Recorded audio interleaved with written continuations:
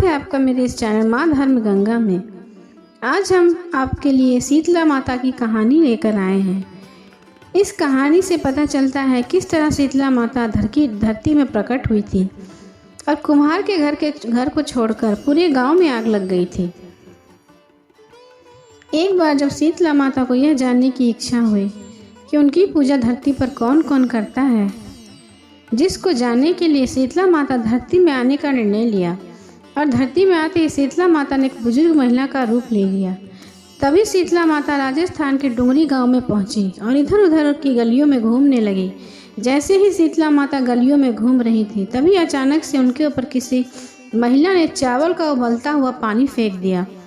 उबला हुआ पानी डालने के कारण शीतला माता के शरीर में छाले पड़ गए, जिसके कारण शीतला माता को बहुत ज़ोर से जलन होने लगी और पूरे शरीर में अत्यधिक पीड़ा होने लगी, जिसके कारण शीतला माता गलियों गलियों में सभी के पास गई और कहने लगी, मेरी मदद करो, मेरे ऊपर किसी ने गर्म पानी डाल दिया है, जिसके कारण मेरे पूरे शरीर में असहनीय पीड़ा हो रही है, कोई मेरी मदद करो। लेकिन किसी ने भी शीतला माता की मदद नहीं की और सभी ने उनको अनदेखा कर दिया। लेकिन थोड़ी दूर चलने के बाद जब शीतला माता एक कुम्हार के पास पहुंची, तो उस कुम्हार की पत्नी ने शीतला माता को देखा कि इनके शरीर में तो बड़े बड़े छाले पड़े हुए हैं और माता जी ने कुम्हार की पत्नी से कहा, मेरी मदद करो, मेरे शरीर में असहनीय पीड़ा हो रही है और बहुत तेज जलन हो रही है। जिसके बाद कुम्हार की पत्नी ने शीतला माता को अपने पास बुलाया और उनसे कहा, माँ जी आप यहाँ बैठ जाइए। जिसके बाद कुम्हार की पत्नी शीतला माता पर एक मटके से ठंडा पानी डालती है, जिससे शीतला माता की जलन थोड़ी शांत हो जाती है। जिसके बाद कुम्हार की पत्नी शीतला माता से कहा, माँ जी मेरे घर में रबड़ी और दही रखी है जो कल रात की है, आप इसको खा लीजिए। जिसके बाद शीतला माता जी कुम्हार की पत्नी के दिए हुए रात का बासी खाना खाती है, जिससे उनके दर्द में आराम मिलता है। जिसके बाद कुम्हार की पत्नी ने शीतला माता से कहा कि माँ जी आपके बाल तो चारों तरफ से बिखर गए हैं, लाइए मैं आपके बाल बांध देती हूँ। जैसे ही कुम्हार की पत्नी ने शीतला माता के बालों को बांधना शुरू किया, तो उसने देखा कि उस बुजुर्ग महिला के पीछे भी एक आँख है, जिसको देखकर कुम्हार की पत्नी बहुत डर गई और वहाँ से भागने लगी। तभी शीतला माता ने कुम्हार की पत्नी को रोका और उनसे कहा कि तुम मुझसे डरो नहीं, मैं शीतला माता हूँ। मैं यहाँ देखने आई थी कि यहाँ पर मेरी कौन कौन पूजा करता है। और ऐसा बोलकर शीतला माता अपने असली रूप में आ गई। जिसके बाद कुम्हार की पत्नी ने जैसे ही शीतला माता को असली रूप में देखा, वह तुरंत शीतला माता के पास गई और कहने लगी, माता मैं आपको अपने घर कहाँ पर बैठा हूँ, मेरे घर में चारों तरफ तो गंदगी फैली हुई है और बैठने तक की जगह नहीं। जिसके बाद शीतला माता उस कुम्हार की पत्नी को पाले हुए गधे पर बैठ गई और फिर उन्होंने कुम्हार के घर की साफ सफाई कर कुम्हार के घर की दरिद्रता को एक डलिये में भरकर बाहर फेंक दिया। जिसके बाद शीतला माता ने उस कुम्हार की पत्नी को खुश होकर कहा, मांगो तुम्हें जो वरदान मांगना हो, मैं तुमसे बहुत प्रसन्न हूँ।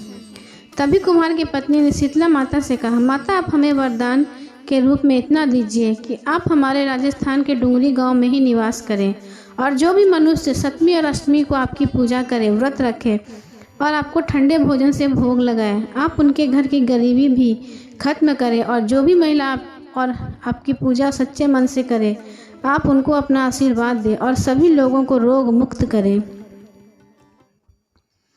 जिसके बाद शीतला माता ने कुम्हार की पत्नी की बात मानकर कहा, तथास्तु तुम्हारा यह वर जरूर पूरा होगा। जिसके बाद शीतला माता ने कुम्हार की पत्नी से कहा कि तुम अपने घर के इस घड़े के पानी को चारों ओर छिड़क देना, लेकिन कल पूरे गांव में आग लगेगी, लेकिन तुम्हारे घर में आग नहीं लगेगी। जिसके बाद कुम्हार की पत्नी ने शीतला माता की बात मानकर घड़े के पानी को अपने घर के चारों ओर छिड़क लिया। जब अगले दिन शुरू हुआ तो सबके घर में आग लग गई, लेकिन कुम्हार के घर में आग नहीं लगी। जिसको देखकर सभी लोग आश्चर्यचकित हो गए और वह सभी लोग राजा के पास गए, उनको सारी बात बताई कि हमारे घर में आग लगी और कुम्हार के घर में आग नहीं लगी। राजा भी यह सुनकर बहुत आश्चर्यचकित हो गया।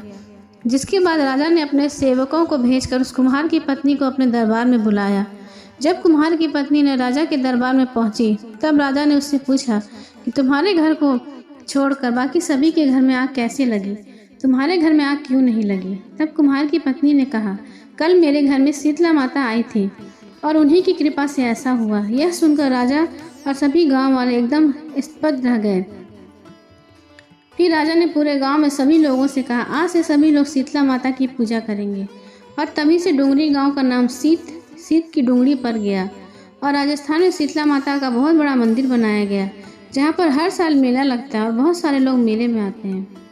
शीतला माता को चेचक और बहुत से रोगों की देवी बोला जाता है। जिन लोगों को चेचक रोग हो जाता है उनको शीतला माता की पूजा अवश्य करनी चाहिए। शीतला माता की पूजा करने से सभी को उठकर अपने पानी से गंगा जल मिलाकर उससे स्नान करना चाहिए। स्नान के बाद साफ सुथरे वस्त्र धारण करने चाहिए। फिर पूजा करने के लिए एक थाली में सप्तमी के दिन बनी खीर, नमक व बाजरे की रोटी, मठरी रखें।